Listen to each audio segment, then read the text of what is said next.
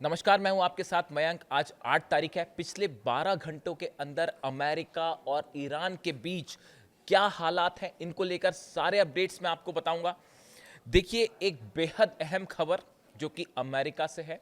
खबर यह है कि अमेरिका के कई प्लेन्स ने टेक ऑफ किया है अमेरिका से और यूरोप से। ये प्लेन C5 गैलेक्सी हैं और C17 ग्लोब मास्टर्स हैं। ये वो जहाज हैं जो कि युद्ध के समय मिसाइल्स और हथियार ले जाने के लिए इस्तेमाल किए जाते हैं। इन प्लेन्स ने अमेरिका से टेक ऑफ किया, यूरोप में कई जो बेसेस हैं अमेरिका के वहां से टेक ऑफ किया। लेकिन गौर करने वाली बात, टेक ऑफ करने के बाद ये सब के सब प्लेन्स रडार से गायब हो गए। ध्यान से समझिए इस बात को। अमेरिका के कई प्लेन जो कि हथियार लेके उड़ते हैं, इसमें कोई शक नहीं है कि इसमें मिसाइल्स होनी चाहिए या दूसरे हथियार होने चाहिए। डिफेंस मिसाइल्स हो सकती है, पेट्रियट हो सकता है, थार्ड हो सकता है, इसमें टॉमहॉक मिसाइल्स हो सकती है। इन्होंने टेक ऑफ किया। करीब 5 से 6 प्लेन्स, बड़े प्लेन्स, कार्गो प्लेन्स जो मिसाइल ले जाते हैं, ये सब रडार से अचानक गायब हो गए। आखिर अमेरिका ने किस देश को ये हथियार पहुंचाए हैं, किस देश को ये मिसाइल्स पहुंचाई और इसका इस्तेमाल कहां होने जा रहा है? देखिए, तमाम चर्चाएं हैं। मैं अक्सर इस बात को कहता हूं कि जब भी इस तरह की खबर आती है कि अमेरिका की और ईरान के बीच में कोई बातचीत हो रही है, किसी तरह से अमेरिका की तरफ से दावा हो जाता है, डोनाल्ड ट्रंप की तरफ से दावा हो जाता है। लेकिन इस तरह की बातों पर एकदम से यकीन करने की बजाय वेट करना चाहिए कि इसका अंत क्या होगा। जब डोनाल्ड ट्रंप ये कहते हैं कि ईरान से अच्छी बातचीत चल रही है, वो भी मैं बताऊंगा। डोनाल्ड ट्रंप जब भी ऐसा कहते हैं ईरान से अच्छी बातचीत चल रही है, उसका मतलब ये होता है कि ईरान ने कहीं ना कहीं पीट दिया है, या तो हॉर्मुज में पीट दिया है, किसी जहाज को पीट दिया है, या फिर कोई प्लेन को हिट कर दिया है, या कहीं ऐसा लग रहा है कि बड़ा हमला ना कर दे। तो बचने के लिए डोनाल्ड ट्रंप इस तरह की बातें शुरू कर देते हैं।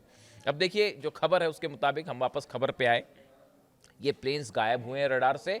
बताया जा रहा है कि बड़ी जंग की तैयारी जारी है। आपको ये लग सकता है कि अमेरिका ने अपना ऑपरेशन रोक दिया है। मार्को रूबियो का ये बयान आया है। इस पे ईरान की सेना को रत्ती भर विश्वास नहीं है, ईरान के लोगों को रत्ती भर विश्वास नहीं है। जंग की बड़ी तैयारी हो रही है, उसके हिसाब से हथियार डिप्लॉय किए जा रहे हैं। बात नंबर 1।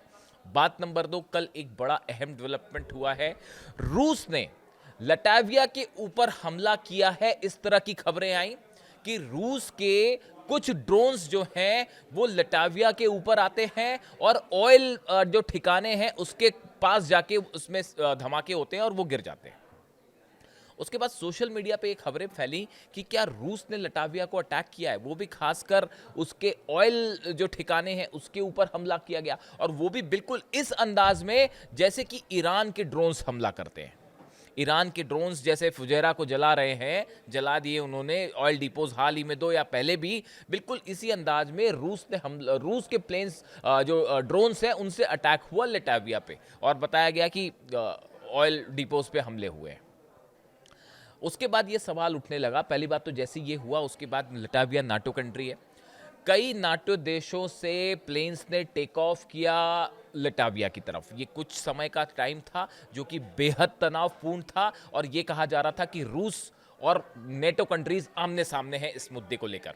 लेकिन बाद में हालांकि इसको लेकर और तमाम तरह के डेवलपमेंट हुए, और ये बात किसी तरह से क्लेम नहीं की गई कि ये रशिया का ड्रोन था या नहीं। इसको लेकर भी अभी एक सवाल बना हुआ है। लेकिन जिस अंदाज में ये हमला हुआ, ये बिल्कुल उस तरह था जैसे ईरान के शाहिद 136 ड्रोन से अटैक किया जाता है। और पहला मौका था बड़े समय बाद जब रशिया और नेटो सीधा आमने सामने थे। कई जगह तो ये भी चर्चा शुरू हो गई कि क्या ये नेटो को वार्निंग दी गई है पुतिन की तरफ से, जिस तरह से यूक्रेन के से हमले हो रहे हैं, ड्रोन स्ट्राइक्स हो रही हैं रशिया में, ऑयल डिपोज को निशाना बनाया जा रहा है, क्या उसी को लेकर यह वार्निंग दी गई नेटो देशों को? इस तरह की भी खबरें थी।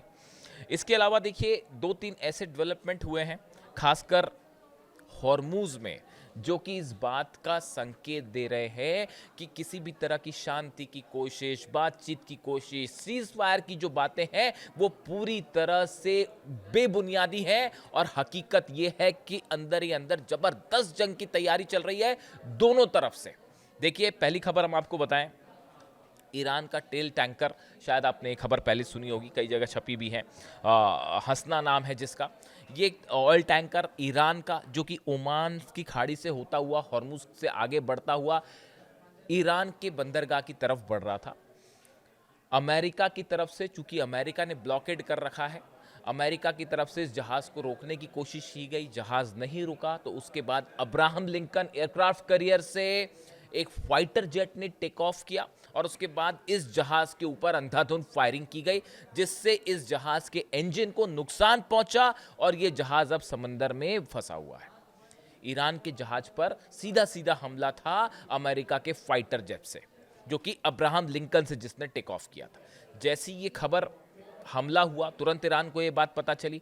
उसके बाद जो खबरें आई, उसके बाद का डेवलपमेंट देखिए। बताया ये जा रहा है कि अमेरिका का एक वॉरशिप, जो कि बेहद यूएसएस फ्रैंकी पीटरसन, बड़ा वॉरशिप है, डिस्ट्रॉयर है, इसमें मिसाइल्स हैं, टॉमाहॉक मिसाइल्स भी होती हैं इसमें। ये ईरान के सीमा के करीब था। ईरान की तरफ से वार्निंग दी गई, फौरन यहाँ से बाहर निकल जाइए वरना हम आपको उड़ा देंगे। और बताया ही जाता है कि ईरान ने जब वार्निंग दी तो पहले पीटरसन वहाँ से हटने को तैयार नहीं था, वो वहीं पर अड़ा रहा। उसके बाद एक बार फिर ईरान की तरफ से वार्निंग शॉट्स फायर किए गए, मिसाइल्स फायर की गई, जो कि इस जहाज के बेहद करीब गिरी। उसके बाद ये जहाज वहाँ से पीछे हुआ। इसके साथ कुछ और अमेरिकी जहाज थे, उन्होंने फिर डिस्टेंस मेंटेन किया और वो कुछ पीछे हुए। इस तरह की खबरें आ रही हैं। अब आप देखिए इन खबरों का नेचर देखिए आप, कि ईरान के जहाज पर हमला होना, उसके बाद ईरान के द्वारा जो है वो पीटरसन, यूएसएस पीटरसन पर मिसाइल शॉट फायर करना, उसको वार्निंग देना कि आप यहाँ से, इसका मीडिया एक सोशल मीडिया में एक वीडियो भी वायरल है कि कैसे ईरान की सेना ने वार्निंग दी कि आप दूर हो जाइए, अगर आप हमारे करीब आएंगे तो हम आप पे जो है वो मिसाइल अटैक कर देंगे। यानी आप देखिए हालात जो बने हुए हैं, बेहद तनावपूर्ण हालात। मैं कल देख रहा था कि कल दिन भर इस तरह की चर्चा थी कि फिर एक प्रस्ताव आया है और ईरान को भेजा गया है और डोनाल्ड ट्रंप कह रहे हैं कि हम जो है वो एक समझौते की तरफ आगे बढ़ रहे हैं, इस तरह की तमाम बातें। उसके बाद फिर तुरंत धमकी भी आ जाती है डोनाल्ड ट्रंप की कि अगर समझौता नहीं हुआ तो बड़ा हमला हो सकता है। ईरान की सेना ने जवाब दिया, ईरान की सेना ने जवाब दिया है कि किसी भी तरह का दबाव डोनाल्ड ट्रंप का नामंजूर है, और अगर इस बार हमला किया, इस बार धोखा किया, इस शब्द का इस्तेमाल किया ईरान ने कि अगर इस बार धोखा हुआ और धोखे से हमला हुआ तो वो हाल किया जाएगा जो शायद डोनाल्ड ट्रंप ने और अमेरिका ने सोचा नहीं होगा। ये जो फुजैरा में जो गिरे दोनों जो तेल डिपोज जले हैं, कहा जा रहा है फॉल्स फ्लैग ऑपरेशन है। मेरे मुताबिक कोई फॉल्स फ्लैग ऑपरेशन नहीं है, डंके की चोट पर ईरान ने मिसाइल्स और ड्रोन्स फायर किए थे।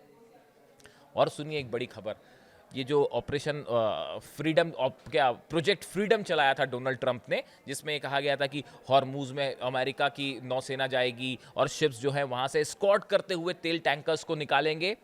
वो कोशिश की गई थी, लेकिन जिस प्रकार से उसके बाद फायर हुए, दुबई के ऊपर जो मिसाइल्स फायर हुई और ड्रोन्स फायर हुए, उसके बाद सऊदी अरब ने भी अमेरिका की मदद करने से मना कर दिया। ये एक बड़ी खबर है सोशल मीडिया में, चूंकि इसकी बड़ी चर्चा है इसलिए मैंने सोचा एक बार फिर शेयर किया जाए। आपने देखी होगी ये खबर कि जो मोहम्मद बिन सलमान है, हालात ये हो गए। देखिए अगर किसी भी तरह का ऑपरेशन अमेरिका को हॉर्मुज में करना है तो सऊदी की मदद ज़रूरी है, उसके बिना ऑपरेशन नहीं हो सकता, उसको अपना एयर स्पेस देना ही होगा, सऊदी की एयरबेसेस का इस्तेमाल करना होगा। ये बात साफ है, उसके बिना हॉर्मुज में एक्शन नहीं हो सकता। अमेरिका ने बिना किसी देश से पूछे सीधा इस बात का डोनाल्ड ट्रंप ने अनाउंसमेंट कर दिया कि हम ऑपरेशन फ्रीडम जो है वो प्रोजेक्ट फ्रीडम शुरू करने जा रहे हैं और हमारे जहाज जो हॉर्मुज में जाएंगे और वहां से जहाज़ों को निकालेंगे, टैंकर्स को। किसी भी अरब देश से इसकी चर्चा नहीं की गई, खासतौर पर सऊदी से चर्चा नहीं की गई। सऊदी ने मना कर दिया कि साहब हम अपना एयर स्पेस और अपने बेस इस्तेमाल नहीं करने देंगे। मामला यहाँ तक पहुँचा कि डोनाल्ड ट्रंप को मोहम्मद बिन सलमान को फ़ोन करना पड़ा। मोहम्मद बिन सलमान और ट्रंप की फ़ोन पर बात हुई, लेकिन उसके बाद भी सलमान इस बात के लिए राज़ी नहीं हुए। उन्होंने कहा आप हमारे एयर बेसेस का इस्तेमाल मत कीजिए। वजह क्या थी? सऊदी इस बात को अच्छी तरह जानता था कि अगर हॉर्मुज में किसी तरह का ऑपरेशन डोनाल्ड ट्रंप या अमेरिका करेगा, उसका नतीजा होगा सऊदी का एक भी तेल का ठिकाना नहीं बचेगा, एक भी ऑयल रिफाइनरी नहीं बचती, कोई भी एयरपोर्ट्स नहीं बचते, एयर स्ट्रिप्स नहीं बचती। और ईरान की तरफ से पिछली बार के मुकाबले कहीं बड़ा हमला होता जो सऊदी के लिए बड़ा नुकसानदेह होता। सऊदी की इकोनॉमी और जो विजन लेके चल रहे हैं मोहम्मद बिन सलमान 2030 वाला कि आपको एक विकसित डेवलप करना है सऊदी को, वो प्रोजेक्ट को बड़ा नुकसान है इस जंग से। लिहाजा अपना अंजाम देखिए, पूरे अरब देश ये मान चुके हैं कि अमेरिका रक्षा नहीं कर सकता। ये बात सच हो गई, साफ हो गई, फैक्ट हो गई, इसमें किसी को डाउट नहीं होना चाहिए। ईरान की मिसाइल्स को अमेरिका का डिफेंस सिस्टम नहीं रोक सकता। 2 महीने से ज्यादा हो गया, आप ना सत्ता परिवर्तन कर पाए, ना हॉर्मूज हरा पाए, ना बेसिस बता पाए, ना विदेश नीति में डोनाल्ड ट्रंप या अमेरिका सक्सेसफुल हुआ है। करारी हार है ये ईरान से, हर मोर्चे पर अमेरिका हारा है। ये बात पूरी दुनिया देख रही है, रूस देख रहा है, चीन देख रहा है, पूरा अरब देख रहा है कि कैसे हम पे हमला हुआ, हम कुछ नहीं कर पाए। कोई विश्वास नहीं कर रहा है डोनाल्ड ट्रंप पे, लिहाजा सलमान ने मना कर दिया। यही वजह थी डोनाल्ड ट्रंप को अपना फ्रीडम प्रोजेक्ट जो था वो हटाना पड़ा, उसको कैंसिल करना पड़ा। लेकिन वॉरशिप्स अभी वहीं खड़े हैं, वॉरशिप वहीं खड़े हैं। तमाम तरह की बातें हो रही हैं कि पाकिस्तान के थ्रू एक बार फिर चर्चा हो रही है और कोई समझौता हो सकता है। इस तरह की तमाम बातें कल मीडिया में थी, लेकिन नतीजा उसका जीरो निकल के आया। इसके अलावा देखिए 2 खबरें ऐसी और हैं जो बेहद अहम। चीन और ईरान के बीच में क्या बात हुई, ये वो सवाल है जो इस समय इंटरनेशनल रिलेशंस के जो एक्सपर्ट्स हैं उनके बीच में एक चर्चा का मुद्दा है कि हॉर्मूज को लेकर चीन का क्या रुख है, रूस का क्या रुख है, और खास तौर पर डोनाल्ड ट्रंप की चीन यात्रा के पहले अब्बास अराक्ची का चाइना जाना, वहाँ के विदेश मंत्री से मिलना, वो इस बात को बताता है कि आने वाले कुछ दिनों के लिए हॉर्मूज को लेकर चीन का क्या रुख होगा, उसकी रणनीति बन चुकी है। और अब्बास अराक्ची ने वहाँ से जो बयान दिया चीन जाके, वो भी बेहद गौर करने वाला है। उनकी तरफ से बात साफ कर दी गई है कि किसी भी एरिया में ईरान अमेरिका की किसी भी शर्त के आगे नहीं झुकेगा, किसी दबाव में नहीं आएगा। अमेरिका पूरी तरह से अपने मिशन में फेल रहा है, चाहे किसी भी एस्पेक्ट में हो। यानी ईरान का रुख साफ है कि वो कहीं किसी मामले में समझौता करने नहीं जा रहा। ऐसी सूरत में डोनाल्ड ट्रंप चीन जाते हैं, क्या बात होती है? क्या सिर्फ इस विजिट के लिए ये सब कुछ रोका गया, या कांग्रेस की परमिशन के लिए? कई सारे मुद्दे थे जिनके लिए रोका गया, लेकिन ये बात साफ है एक बड़ी जंग की तैयारी है इजराइल में यूएई की तरफ से। और जैसे ही हो सकता है कि डोनाल्ड ट्रंप का, इस तरह की जानकारियां हैं कि डोनाल्ड ट्रंप का विजिट खत्म हो जाए चाइना वाला, उसके बाद फिर हमला कर सकता है अमेरिका। लेकिन देखिए इस बीच एक और हैरान करने वाली खबर ये थी जो आपने देखी होगी कि यूएई में दिखाई दिया है चाइना का डिफेंस सिस्टम गुआनजियांग 21A। ये एंटी ड्रोन सिस्टम है। जो हमले हुए थे यूएई पर, ईरान ने जो ड्रोन बरसाए शायद 136, उससे डर कर परेशान होकर यूएई अब लगातार अपने डिफेंस को मजबूत करने में जुटा हुआ है। और हैरान करने वाली बात यह है कि चाइना के कुछ डिफेंस सिस्टम वहाँ पर दिखाई दिए हैं। देखिए इंटरनेशनल रिलेशंस में हमेशा यही होता है कि हर देश अपना फ़ायदा देखता है कि कैसे जो है वो फ़ायदा लिया जाए। हमेशा सबकी कोशिश यही होती है। हर इंसान जो है वो अली खामनेई साहब की तरह नहीं होता कि अपनी जो बात एक बात बोल दी उस पर वो हमेशा कायम रहे। ये ऐसी मिसाल जो है, इसीलिए मैं बार बार ये कहता हूँ कि इस जंग में जो सबसे बड़ा फैक्टर था वो ये था कि जिस समय अली खामनेई साहब का असैसिनेशन हुआ, उनकी शहादत हुई, उसी मौके पर अमेरिका हार गया था ये जंग, और इजराइल ये जंग हार गए थे। अब बड़ा मुश्किल है को आप कुछ कर लीजिए, अब वो नतीजा नहीं पलटेगा। और देखिए अली खामनेई साहब का स्टैंड हमेशा से ये रहा कि जो बात उन्होंने एक बार तय कर ली वो तय कर ली, उससे वो कभी पलटते नहीं थे। जिस मदद करनी है तो करनी है, उसके लिए जो हो जाए। लेबनान की मदद का फैसला किया ईरान ने, उसके लिए वो जंग को भी तैयार हो गए।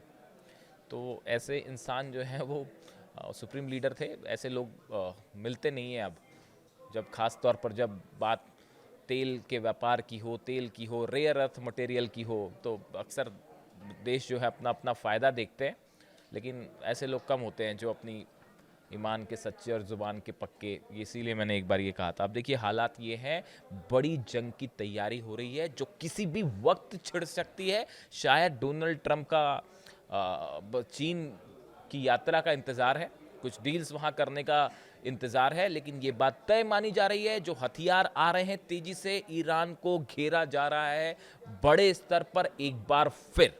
अब ये हमला क्या अमेरिका भी इसमें शामिल होगा या इजराइल की तरफ से किया जाएगा, ये बस देखने वाली बात है। और ये बात ईरान की सेना अच्छी तरह से समझती है।